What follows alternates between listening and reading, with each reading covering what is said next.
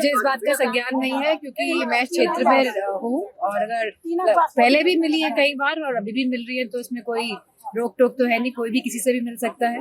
और अगर बीजेपी के प्रत्याशी के रूप में अगर मैनपुरी में उपस्थित है तो कैसी राय है? मैं समझती हूँ कि समाजवादी पार्टी बहुत मजबूती से मैनपुरी लड़ रही है और लोगों का सहयोग, प्यार और साथ मिल रहा है। जेडीयू ने बड़ा अजीब सा बयान दिया है चुनाव में इलेक्ट्रॉनिक बॉन्ड को लेकर। उन्होंने कहा कि कोई व्यक्ति आया था और मेरे कार्यालय में लिफाफा दे गया था और जो हमने उस लिफाफे को खोला तो 10 करोड़ का बॉन्ड निकला। ये तो जेडीयू का मामला है और जैसे कि जो भी इलेक्टोरल बॉन्ड को लेके सच्चाई सामने आनी चाहिए कि जो भाजपा सरकार है, जो भी पार्टी ने जिन्होंने चंदा लिया है इलेक्टोरल बॉन्ड का सिस्टम लेके कौन आया, तो सबसे पहले सवाल तो इस बात का उठता है। समाजवादी पार्टी का सुनने में आ रहा है, तो बता रहे हैं समाज पार्टी के नेता भी कह रहे हैं कि भारतीय जनता पार्टी की मैनपुरी सीट को लेकर पैक्ट हो गया कि कोई प्रत्याशी नहीं उतारा है। क्या कहेंगे? किसके साथ पैक्ट हो गया? बीजेपी का मैनपुरी सीट पे प्रत्याशी न उतारना समाज पार्टी के नेताओं ने बयान दिया। मैं क्या बोलूं इसमें, तो मतलब क्या अंदर से ऐसी बात है? ऐसी बात कैसे हो सकती है? मैनपुरी सदर विधायक कैबिनेट मंत्री जय सिंह ने एक अपने इंटरव्यू में कहा भी है कि जीतेगी तो समाजवादी पार्टी। वो कभी कभी जो अंदर का जो अनुभव होता है वो जुबान पे आ जाता है, तो मैं समझती जो बात नहीं बोलना चाहते थे वो बोल गए।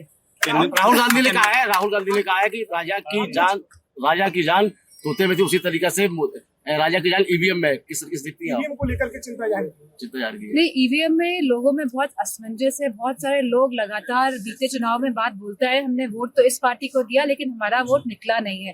तो एक तरह की क्लैरिटी होनी चाहिए। भले ही ईवीएम सही हो तो भी लोग चाहते हैं, गाँव के लोग चाहते हैं, शहरी लोग चाहते हैं कि बैलेट पेपर से ही चुनाव हो। जितने भी देश हैं पूरी दुनिया में सब जगह बैलेट पेपर से ही चुनाव हो रहे हैं। ईवीएम आई थी, उसके बाद वापस लोग बैलेट पेपर में गए हैं क्योंकि लोगों के मन में कहीं ना कहीं एक शंका का भाव है कि ईवीएम में वोट डालने पे जिनको हम वोट डालते हैं उनको वोट नहीं मिलता है। मैनपुरी में कन्नौज जैसी पुनरावृत्ति तो नहीं हुई निर्विरोध निर्वाचन में हो?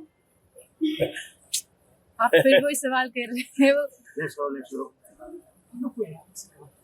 जी। बस ये समय ले रही है कुछ विरोधी पार्टियां, तो कोई जरूर इसमें उनके मन में किसी तरह की शंका होगी, इस वजह से इतना समय लिया जा रहा है। इलेक्ट्रो बोर्ड को लेकर सीबीआई ने सही डाटा नहीं दिया था। सीबीआई ने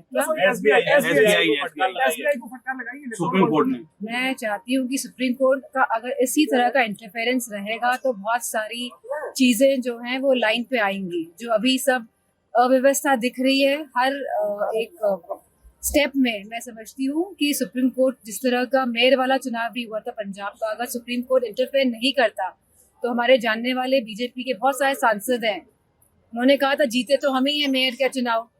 तो इस तरह से गलत तरीके से चुनाव जीतना सही बात नहीं है एक लोकतंत्र की।